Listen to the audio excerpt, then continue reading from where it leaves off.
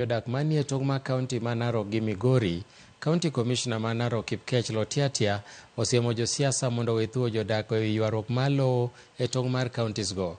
Lotiatia mane limo gwenge ma Ngata, Abarikoi kod gavana ma Narok Patrick Ole Ntutu owacho ni ok gibi luor mar kawo okang' mar chik ne jatelo moro amora masiayo athue.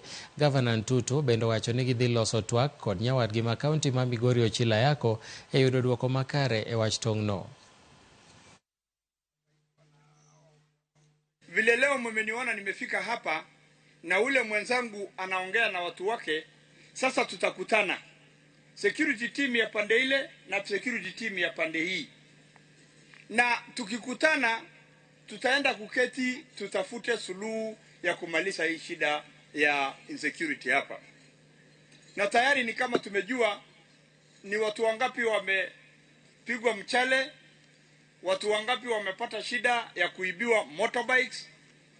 Kuna pia jamaa anaitwa Mutai ambaye ni pasta, watu wameenda wakafiaka shamba yake karibu ya 10 na mambo kama haya.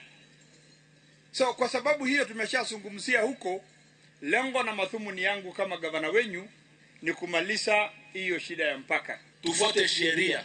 Shamba iko pande gani? Mali inapiganiwa ni wapi? Mali iko mzozo ni wapi? Kaunti gani? Ni pande gani? Kwanza tujue kwanza kwa nini. Mbona watu kila uvamizi kila wakati kila kinatokea ni jimbo moja ambayo ni uvamizi kule. Nyinyi naye pia kuna watu ambao wanatoka kule wakavamia watu majirani wenzetu kule ile jimbo lingine. Kunao vijana wenu.